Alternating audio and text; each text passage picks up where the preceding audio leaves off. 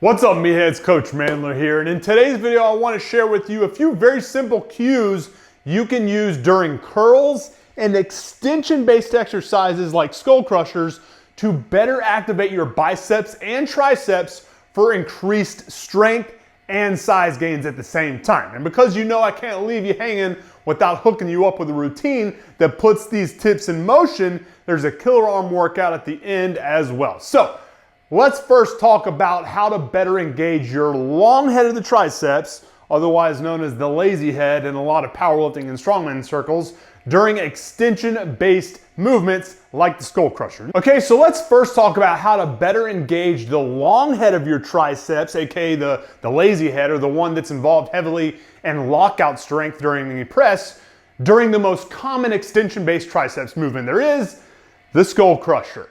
Let's say you're doing a dumbbell skull crusher like you'll see me do in today's workout. Unlike most bodybuilders who like to place all the focus on the triceps during this movement, for the sake of helping teach your body to move more synergistically as one cohesive unit during pressing or any arm extension-based movements, I don't particularly like the idea of keeping your humerus locked in a perpendicular position to your spine during the skull crusher. I prefer the more dynamic rolling action at the bottom of the movement that allows the lats and front delts to work along with the triceps to initiate the bottom portion of the concentric. Why? Well, for one, it's a lot easier on your elbow joints at the bottom, and two, it allows for you to overload your triceps at lockout where the long head gets the bulk of the work and improves lockout strength during all presses. I know in the spirit of isolating the triceps, that sounds a little counterproductive, but when you take into account that from a purely functional standpoint, that this very slight rocking action at the bottom allows for you to better insulate and protect your elbow while still allowing for the head of the triceps involved with lockout strength, the long head, to be overloaded, it makes sense. I kind of like to think of it as a combo of a tape press right here and a skull crusher, that rocking motion. I just really like it. For me, it just feels better at the bottom where you're most compromised and at higher risk for injury, while still being a great size developer and lockout strength builder. Now, let's talk about our curls.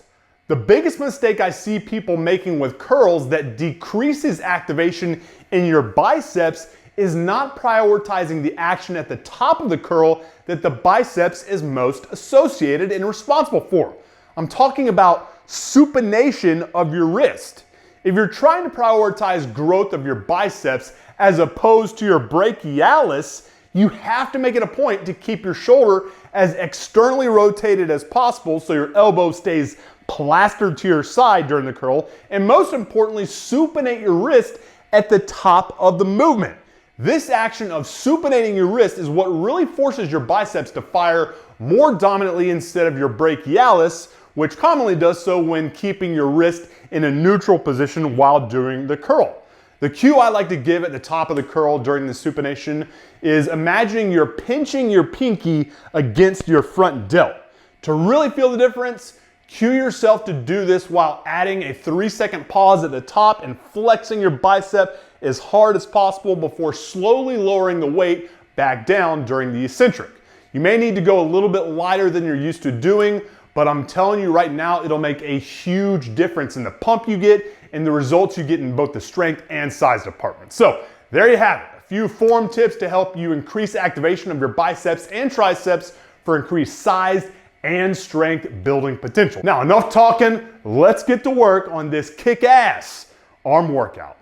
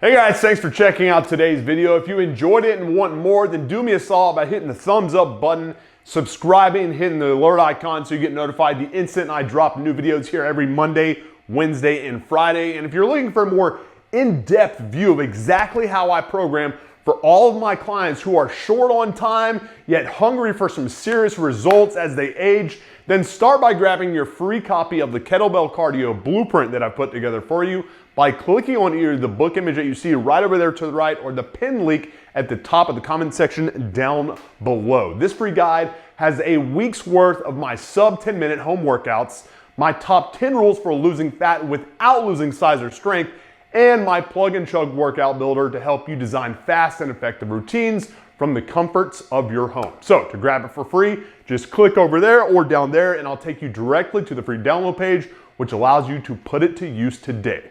Appreciate your time, guys. Have a good one. MANdler out.